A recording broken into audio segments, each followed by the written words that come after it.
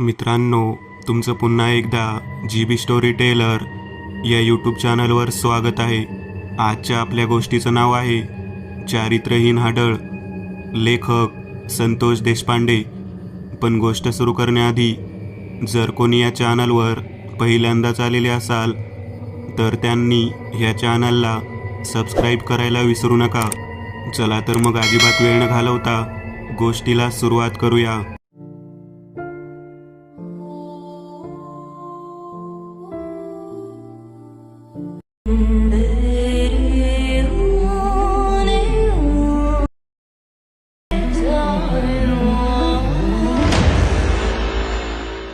एक असा प्रवास जो आपल्या तारुण्यातील आवडीच्या गोष्टीला पूर्ण करणारा. तो प्रवास मी करत होतो. मी मनोज, माझ्यासोबत 2 प्रवासी आणि मी ज्या ट्रकमधून प्रवास करत होतो त्याचे ड्रायव्हर भाऊसाहेब आणि क्लीनर वामनदादा यांच्या समवेत घडलेली ही घटना. माझ्यासोबत जे 2 प्रवासी होते ते नंदप्पा आणि गुंडप्पा. आयुष्यात कधी आपण कोणत्या ठिकाणी कशा प्रकारे पोहोचू ते सांगता येत नाही. मनामध्ये भरपूर आशा आकांक्षा घेऊन जगणारा तरुण, पण ते कधीही कोठे भटकायला लावेल काही सांगता येत नाही. आणि या तरुणपणात आपला सामना जर आपल्याला अपेक्षित असलेल्या अप्रतिम सुंदर तरुणीशी, जी आपण कल्पना केली आहे त्याहीपेक्षा जर सुंदर तरुणीशी जर झाला तर मग दुधात साखरच. अशीच कहाणी माझ्या बाबतीत घडली. ट्रकने प्रवास करत असताना एका ठिकाणी ढाब्यावरती ट्रक थांबलेली होती. 600 किलोमीटर अंतर पार करून जायचं होतं. त्यातलं 200 किलोमीटर अंतर जवळजवळ जंगलातलंच होतं. त्या जंगल लागण्याच्या अगोदरच्या भागांमध्ये बऱ्यापैकी खूप छान छान आणि रुचकर जेवण मिळणारे ढाबे होते.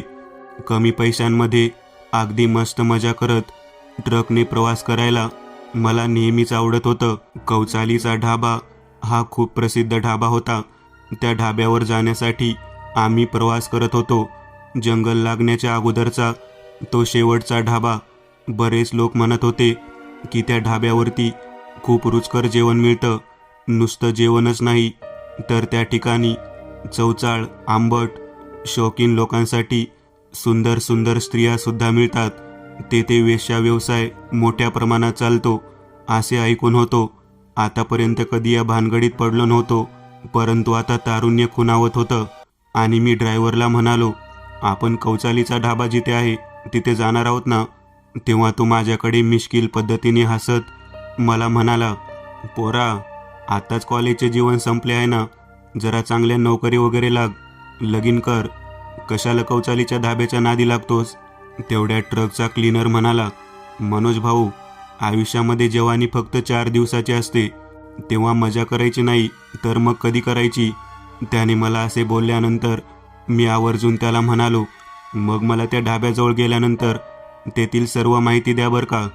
मग ड्रायव्हर माझ्याकडे पाहत म्हणाला, ठीक आहे ठीक आहे. एका पाठोपाठ एक या पद्धतीने रस्त्याच्या दुतर्फा खूप झाडी दिसू लागली. आता काही अंतरानंतर ते जंगल येणार असं मला वाटत होतं आणि त्याच्या अलीकडे असलेला तो कौचालीचा धाबा. एका पाठोपाठ एक आम्ही सर्वजण त्या जंगलाच्या वाटेने जात होतो.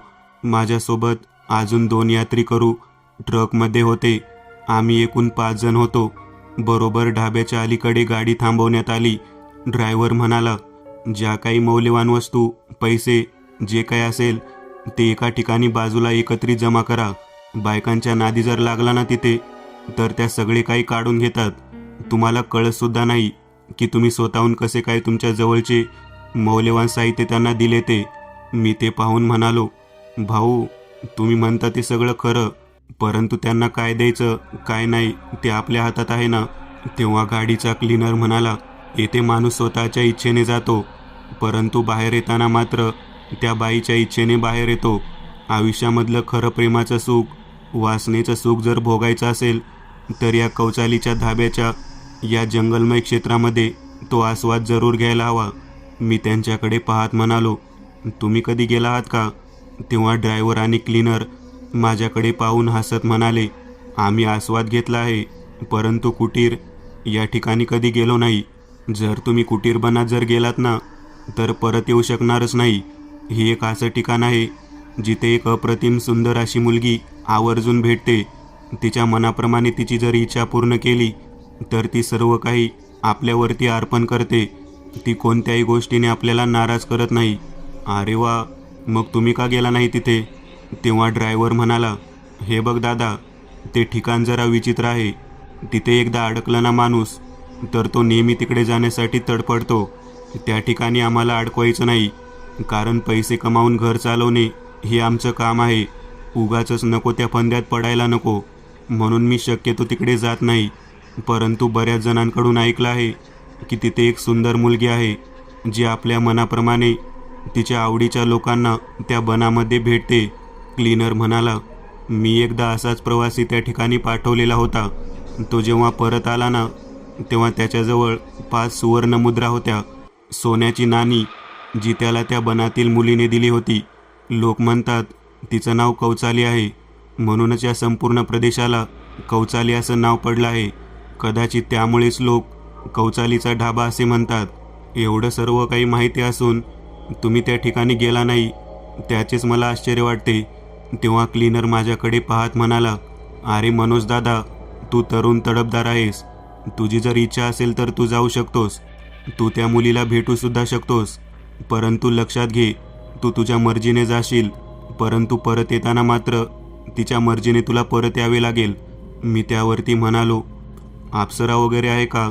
एखादी श्रापित अप्सरा जशी असते त्या पद्धतीची का? ती यक्षिणी आहे. तेव्हा ड्रायव्हर म्हणाला, काय काय बोलतोस?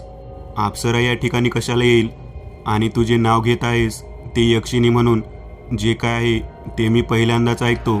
बरेच जण म्हणतात ती एक सुंदर असणारी हाडळ आहे, परंतु हाडळ कधीच सुंदर नसते. ती विद्रूप कुरूप असते, म्हणून अजूनपर्यंत कोणी त्या गोष्टीला दुजोरा दिला नाही. ड्रायव्हर काका मला सांगू लागले की कदाचित एक अतृप्त असणारी वेश्या असावी जी या भागात फिरताना दिसते. मी त्यांचे बोलणे ऐकल्यानंतर मनापासून ठरवले की आज आपण त्या ठिकाणी जायचे. ती कौचाली कोण आहे ते पाहायचे. त्या कौचालीला पाहिल्यानंतर आपल्याला नक्कीच कळेल की खरंच काय आहे ते. मनामध्ये शरीराने साथ दिलेली होती.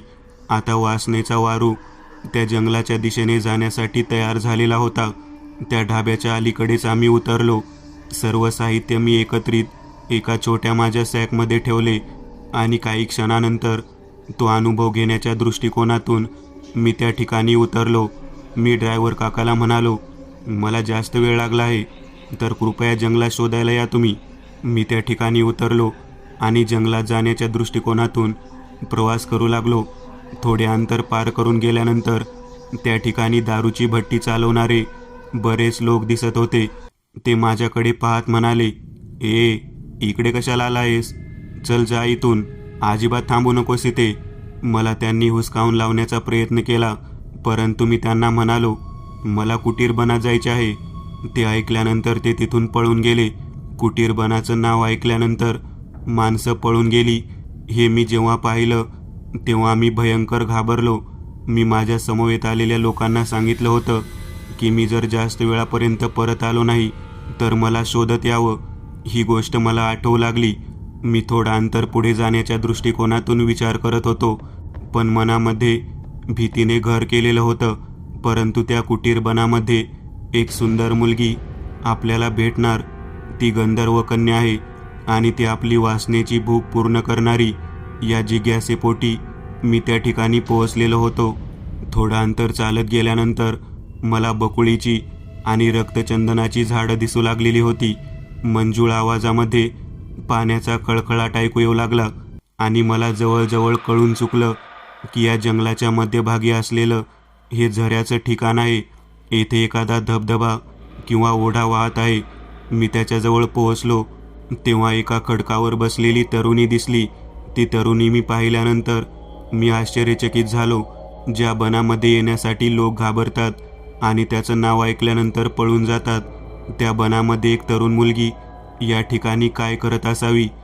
कदाचित तीच आहे का मुलगी जी आपली इच्छा पूर्ण करते? मी माझ्यासोबत असलेल्या ड्रायव्हर, ज्याचे नाव भाऊसाहेब होतं, त्याच्याबद्दलच्या गोष्टीला आठवू लागलो. मी त्या खडकावर बसलेल्या मुलीच्या दिशेने एक एक पाऊल टाकत होतो तेव्हा रक्तचंदनाच्या झाडाच्या मागे अजून काही मुली आहेत असं मला दिसू लागलं. जंगलातील फूल, पान, वेली आणि त्याचबरोबर बऱ्याच गोष्टी त्या मुलींनी गोळा केलेल्या होत्या हे मला जाणवत होतं. मी जास्त लक्ष न देता पुढे चालत होतो तेव्हा मला त्या खळखळणाऱ्या पाण्याच्या मध्यभागी खडकावर बसलेल्या त्या मुलीने वळून पाहिलं. ती त्या ठिकाणाहून उठली आणि माझ्याकडे पाहत पाहत ज्या उंच डोंगराच्या कड्यातून वरून पाणी वाहत होतं त्या डोंगराच्या जवळ जायला तयार झालेली होती. पाणी जिथून वाहत होतं त्या उंचावरच्या दिशेने मी पाहिलं तेव्हा ती समोर त्या डोंगराच्या एका कपारीमध्ये जिथे गुहेच्या कमानीसारखा भाग होता तिथे जाऊन पोहोचली होती.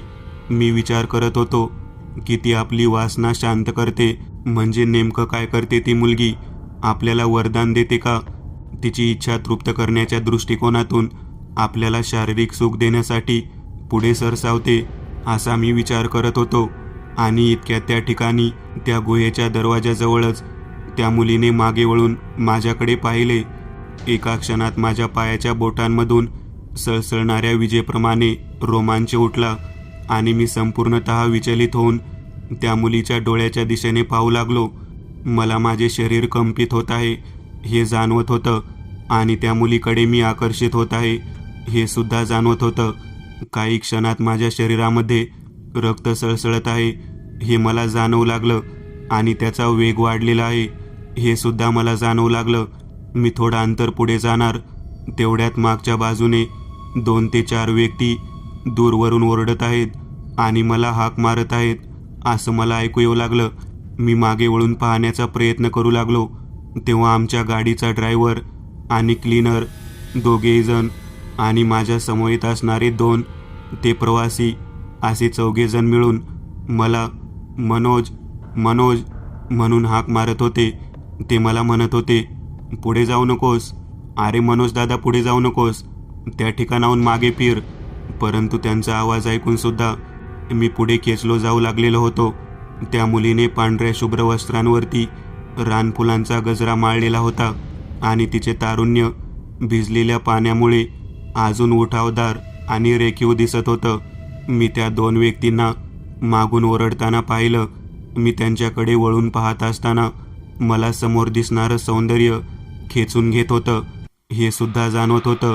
मी थोडा काळ नाही तर तब्बल 5 ते 7 मिनिट त्यामध्ये तसाच बेभान होऊन उभारलेलो होतो. आता शेवटची अशी वेळ आली होती की ती जी व्यक्ती माझ्या पाठीमागे येऊन मला हाक मारत होती ती म्हणजे गाडीचा ड्रायव्हर. त्याला पाहत मी फक्त स्मित हास्य करत होतो. तिने माझ्याकडे नजरेने पाहिले आणि मला काही न बोलता काही न करता आतमध्ये त्या गुहेच्या भागात बोलावले. माझ्या पाठीमागे आलेल्या त्या ट्रकमधील सर्व व्यक्तींबद्दल मी विचार करू लागलो. ती सर्व लोक मला का थांबवत आहेत आणि कशासाठी? तेव्हा मी गुहेच्या आत प्रवेश केल्यानंतर मला गुहेच्या आतमध्ये रेखीव सुंदर पद्धतीने केलेली शिल्पाकृती दिसू लागली ज्यामध्ये वेगवेगळ्या पद्धतीची शिल्प रेखाटलेली होती जी माणसाच्या मनातील भावना जागृत करणारी होती. मी आत पोहोचलो. त्या सुंदर मुलीने स्वतःच्या अंगावरती असलेला पांढरा शुभ्र ओला कपडा खाली केला आणि तिच्या संपूर्ण शरीराचा भाग मला दिसू लागला.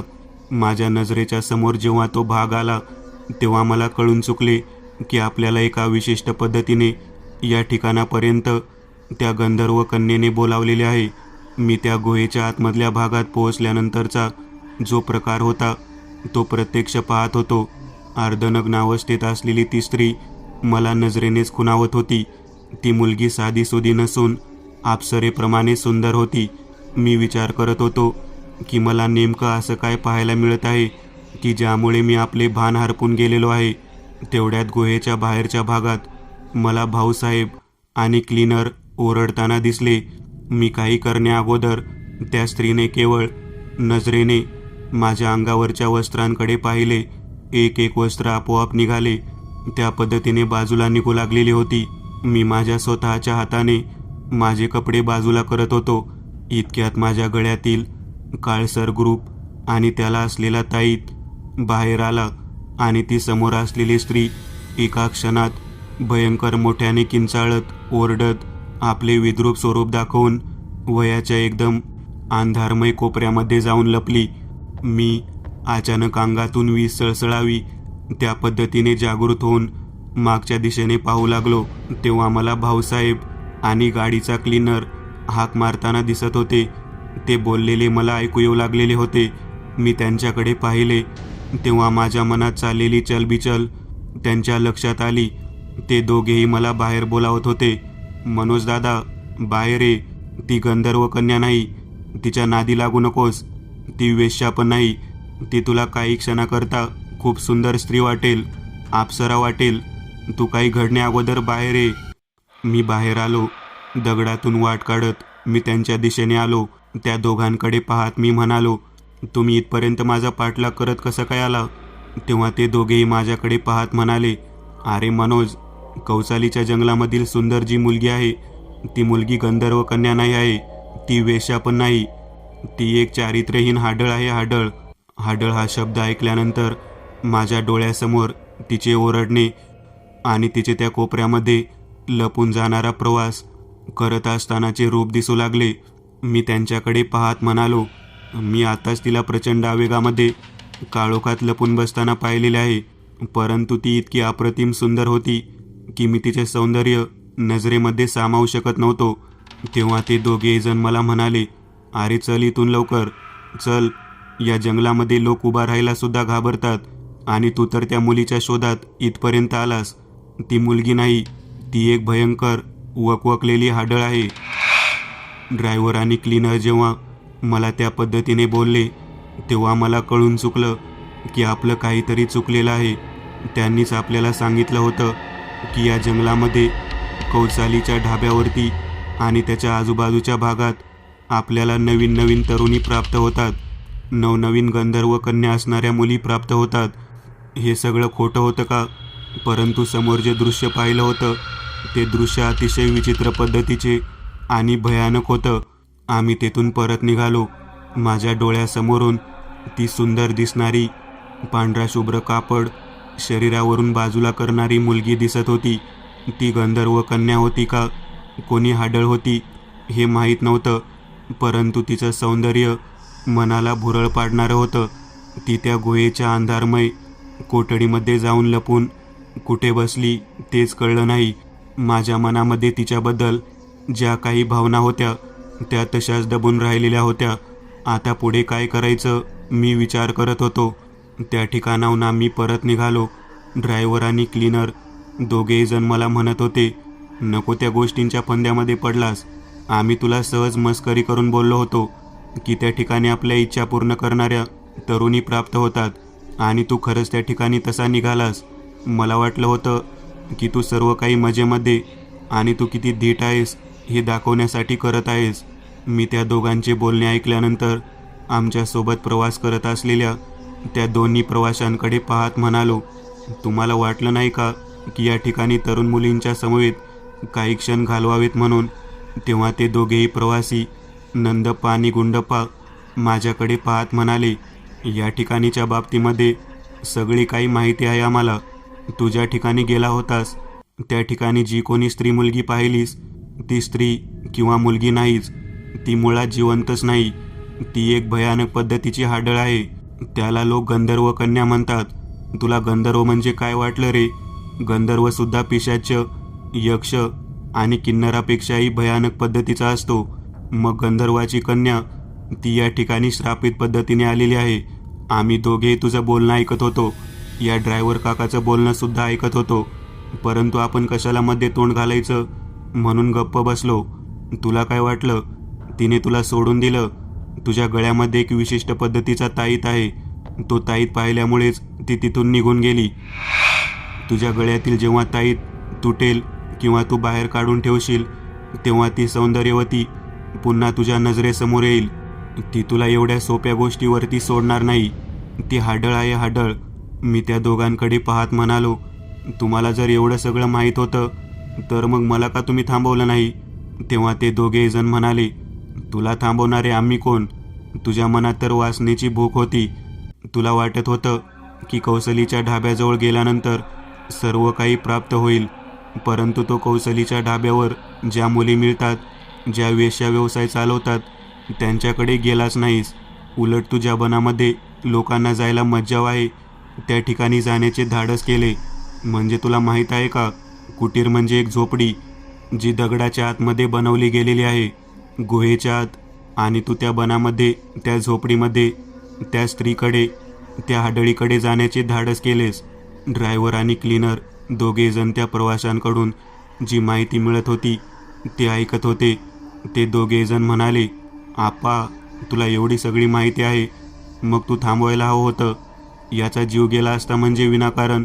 तेव्हा आप्पा म्हणाला, ती जीव घेत नाही, फक्त पाठीमागे लागते, रात्रभर झोपू देत नाही, फक्त वासनेचा खेळ खेळते आणि त्याची जीवांशिक इच्छा आहे ती पूर्ण करते. ती चारित्र्यहीन हाडळ आहे असे लोक म्हणतात, परंतु तिच्या पाठीमागची गोष्ट अजूनपर्यंत कोणालाच माहिती नाही. जर नशिबात असेल तर ती गोष्ट याला सुद्धा सांगेल. मनोज, तुझ्या मनात खूप इच्छा आहे ना तिला भेटण्याची. तू तीव्र स्वरूपात इच्छा प्रकट करून आज रात्री फक्त तुझ्या गळ्यातील ताईत बाजूला काढून ठेव. बघ तुला तिचे दर्शन होते का नाही ते. आपाचे बोलणे ऐकून मी चांगलाच घाबरलेलो होतो, परंतु मनामध्ये एक वासना जागृत झालेली होती. ती आपल्या पाठीमागे येते आणि आपली इच्छा पूर्ण करते. तिचे सौंदर्य नजरेतून हटत नव्हते, परंतु माझे मन म्हणत होते ती मुळात हाडळ नसावी. लोक तिला हाडळ म्हणून चिडवत असावेत किंवा त्या पद्धतीने वागवत असावेत. आपल्याला दिसलेली मुलगी ही हाडळ कशी असू शकते. ती अंधारात किंचाळत ओरडत निघून गेली. तिने आपल्या गळ्यातील ताईत पाहिले. कदाचित गंधर्वतांना सुद्धा काही पवित्र गोष्टी मान्य नसाव्यात, त्यामुळे तर घडत नसेल ना तसे. माझ्या मनात विचार आला. तेथून पुढच्या प्रवासाला जाण्याच्या दृष्टिकोनातून आम्ही सुरुवात करणार होतो. त्या अगोदर धाब्यावर जाऊन जेवण करावे म्हणून विचार करत होतो. ढाब्यावरती गेलो, जेवण करायला सुरुवात केली. जेवण वगैरे सर्व काही व्यवस्थित झाले आणि तेथून पुढे आम्ही बाहेर आलो तेव्हा ट्रकची मागची दोन्ही चाकं पूर्णतः निकामी झाले आहेत असे दिसले. त्यातील हवा अचानक गेलेली होती. तेव्हा भाऊसाहेब माझ्याकडे पाहत म्हणाला, मनोज, आज मुक्काम या ठिकाणीच करावा लागतो वाटतं. का तर पुढे जर आपण जायचं म्हटलं तर जंगल आहे आणि जंगलाच्या अगोदरची ही जी जागा आहे तीच आपल्यासाठी सुरक्षित जागा आहे. 150-200 किलोमीटरचा प्रवास राहिलेला होता आणि त्यामध्ये हा सर्व काही प्रकार. माझं मन विषण्ण झालं होतं, मला त्रास होत होता. मी म्हणालो, आपण आता कुठे थांबायचं. ढाब्याच्या मागच्या बाजूला लॉजिंगसारख्या काही झोपड्या होत्या, त्या ठिकाणी थांबायचं ठरलेलं होतं. त्या दोन्ही प्रवासी लोकांसोबत मी, ड्रायव्हर आणि क्लीनर असे आम्ही 5 जण मिळून राहायचं ठरलं. 2-2 झोपड्या ताब्यात घेतल्या आणि एका झोपडीत मी स्वतंत्र राहायचं म्हणून थांबलेलो होतो. झोपडीचं छत संपूर्ण कौलाचं होतं. माझ्या डोळ्यासमोरून ती स्त्री जात नव्हती. ती मुलगी मला तशाच अवस्थेत, अर्धनग्न अवस्थेत मला खुणावत आहे असं दृश्य वारंवार डोळ्यासमोर येत होतं. धाब्याच्या मालकाला आम्ही सुरक्षित ठिकाणी आहोत का हा प्रश्न मी विचारला. तेव्हा तो माझ्याकडे पाहून हसत म्हणाला, अहो, ही जन्नत आहे, जन्नत. या ठिकाणी तुम्हाला हव्या तसल्या मुली मिळतील आणि सुरक्षितता काय विचारता. आमच्या ढाब्यावरची कित्येक कामगार लोक आहेत ना. तब्बल 30 ते 40 कामगार त्या ठिकाणी होते. ढाबा खूप मोठा होता आणि प्रसिद्ध होता, त्यामुळे त्या भागामध्ये बरीच लोक आवर्जून वेश्यागमन करण्यासाठी येत होती. मी मागच्या बाजूला पाहत होतो तेव्हा छोट्या छोट्या नारळाच्या झाडांपासून, कौलांपासून तयार केलेल्या झोपड्या होत्या. बहुधा वेश्यागमन करण्यासाठी त्या छोट्या छोट्या झोपड्या तयार केलेल्या असाव्यात. 1 किंवा 2 व्यक्ती त्यामध्ये आरामशीर झोपू शकत होते. मी निवांत झोपण्यासाठी बाजेवरती बसलो आणि गळ्यामधील ताईत बाजूला काढून, कपडे वगैरे बाजूला काढून शांत पडून राहिलो.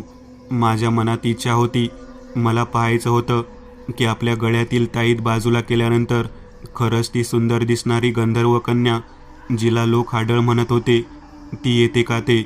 मी मनामध्ये विचार केला आणि तसाच झोपी गेलो. बरोबर 10 ते 15 मिनिटानंतर मी ज्या झोपडीत झोपलो होतो त्याच्या वरच्या कौलांचा आवाज आणि खडखडाट मला ऐकू येऊ लागला. मला वाटलं वरच्या बाजूला जंगल असल्या कारणाने त्या ठिकाणी कोणीतरी माकड आलेलं असावं. परंतु तो आवाज वाढत होता. झोपडीच्या दरवाजावरती कोणीतरी टकटक करून आवाज केला. मला वाटलं की ड्रायव्हर दादा असेल. मी दरवाजा उघडण्याच्या दृष्टिकोनातून गेलो आणि समोर पाहिलं तर कोणीच नव्हतं. मी दरवाजा बंद केला आणि मागे वळलो तेव्हा बाजेवरती ती सुंदर तरुणी मला बसलेली दिसली.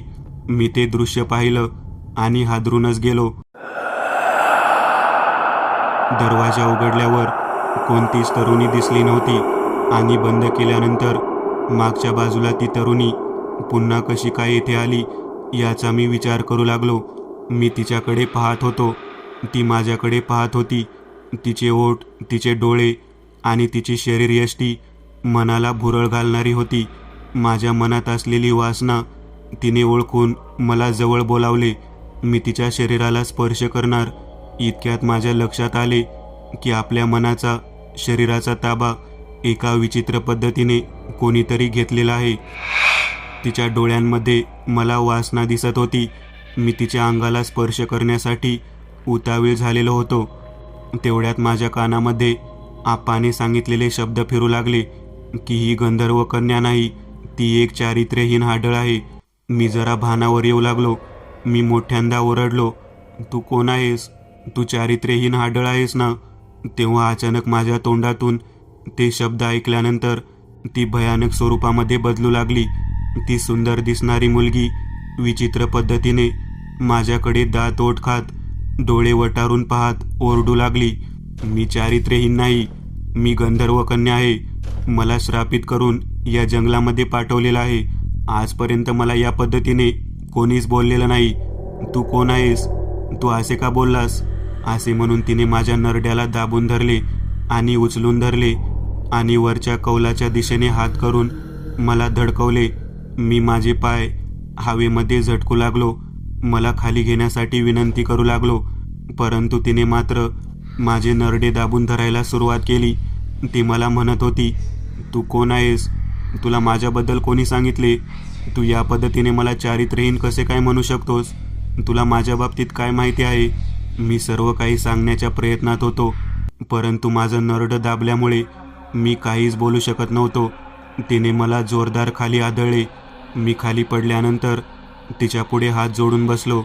तिला म्हणालो, चुकी झाली, माफ कर मला. माहीत नव्हतं की तू कोण आहेस ते.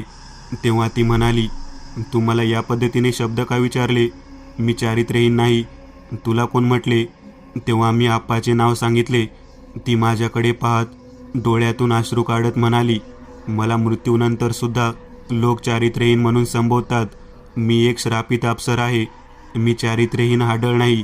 तिचे ते बोलणे ऐकल्यानंतर मला कळून आले की तिला काहीतरी सांगायचे आहे. मी तिला म्हणालो, मग तुला लोक तसं का म्हणत असतात? तेव्हा ती म्हणाली, लोक नाहीत म्हणत. आज मला पहिल्यांदा म्हणणारा व्यक्ती तू आहेस. तुला काय माहिती आहे माझ्या बाबतीत? तेव्हा मी म्हणालो, काहीच नाही. तेव्हा तिने तिचे विद्रूप रूप बदलून एका स्त्रीच्या रूपात, एका सुंदर मुलीच्या रूपात माझ्यासमोर बसून तिची श्रापित कहाणी सांगायला सुरुवात केली. ती म्हणाली, मी अतिशय सुरेल आवाजामध्ये गाणं म्हणणाऱ्या गंधर्वाची कन्या होते. माझ्या सौंदर्यावरती गंधर्व लोकातील कित्येक लोक भुलले होते. माझ्या मनामध्ये वासनेची एवढी भूक होती की मी त्यावेळेला प्रत्येक नवनवीन गंधर्व तरुणाबरोबर शारीरिक वासना शमवण्याच्या दृष्टिकोनातून वनामध्ये जात होते. त्या वनाचं नाव कुटीरबन होतं. मला वासना म्हणजे काय, वासनेची भूक म्हणजे काय आणि ती कोणाबरोबर शमून घ्यायची असते या गोष्टी माहीतच नव्हत्या. आमच्या लोकांमध्ये केवळ गंधर्व विवाह केला जात होता. मी म्हणालो, म्हणजे काय? तेव्हा ती म्हणाली, आपल्या आवडीच्या व्यक्तीसोबत मनाने शारीरिक सुख घेणे म्हणजे गंधर्व विवाह. आणि मी असा विवाह 7 लोकांसमवेत केला. 7व्या व्यक्तीसोबत जेव्हा मी शारीरिक सुख उपभोगले तेव्हा मी लोकांना सापडले. आमच्या गंधर्व लोकातील वरिष्ठ लोकांनी मला चारित्र्यहीन म्हणून संबोधायला सुरुवात केली. मला कळेना की नेमकं हे कशामुळे झाले. तेव्हा मला माझ्या तारुण्यातील चुका त्यांनी दर्शवून दिल्या आणि या चुकांचे प्रायश्चित्त म्हणून त्यांनी मला श्राप दिला की तू 100 वर्षापर्यंत पृथ्वी तलावरती एका बनामध्ये चारित्र्यहीन आढळ म्हणून राहशील. मी त्यांच्यापुढे गयावया केली. त्यांना माझ्या श्रापाबद्दल माफी मागितली. तेव्हा त्यांनी मला सांगितले की तू चारित्र्यहीन आढळ असून सुद्धा ज्या तरुणाच्या मनात तुला उपभोगण्याची इच्छा होईल तो तरुण तुला चारित्र्यहीन आढळ म्हणून हाक मारेल. तेव्हा तू त्याला जेव्हा तुझी सत्य कहाणी सांगशील तेव्हाच तुझी मुक्ती त्या योनीतून होईल आणि तू त्याला आपल्या मनाप्रमाणे शारीरिक सुख उपभोगू देशील, त्याची इच्छा पूर्ण करशील. हे सर्व ऐकल्यानंतर मी आश्चर्यचकित झालो. म्हणजे तो तरुण मी आहे तर? हो, तूच आहे तो तरुण. परंतु मला एका गोष्टीचं आश्चर्य वाटतं की तुला या ठिकाणी कोणी पाठवलं. मी चारित्र्यहीन आढळ आहे हे नाव कोणी सांगितलं? तेव्हा मी म्हणालो, माझ्या झोपडीच्या बाजूला असलेल्या दोन्ही झोपड्यांमध्ये 2-2 व्यक्ती राहायला आहेत. एक ड्रायव्हर आणि एक क्लीनर आहे ज्यांच्या ट्रकमध्ये मी येथे आलो, आणि दुसऱ्या भागात 2 आप्पा नावाचे व्यक्ती आहेत ज्यांनी मला तुझ्याबद्दलचं नाव सांगितलं.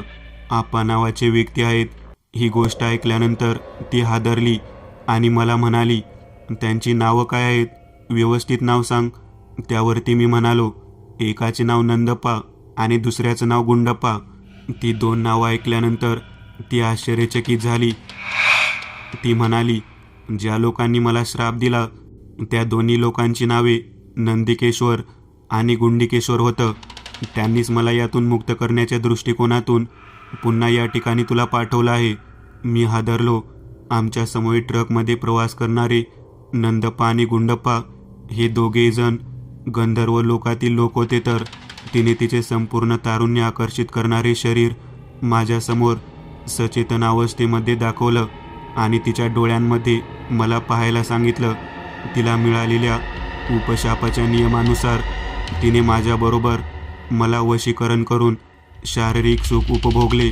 चारित्र्यहीन आढळ केवळ हा शब्द उच्चारल्यामुळे मला माझ्या मनात तिला जे उपभोगण्याचे सुख होतं ते प्राप्त झालं. कसाबसा झोपेतून जागा झालो आणि बाजूला पाहिलं तेव्हा मला फक्त भाऊसाहेब असलेल्या ड्रायव्हर आणि क्लीनर हे दोघेजणच भेटले.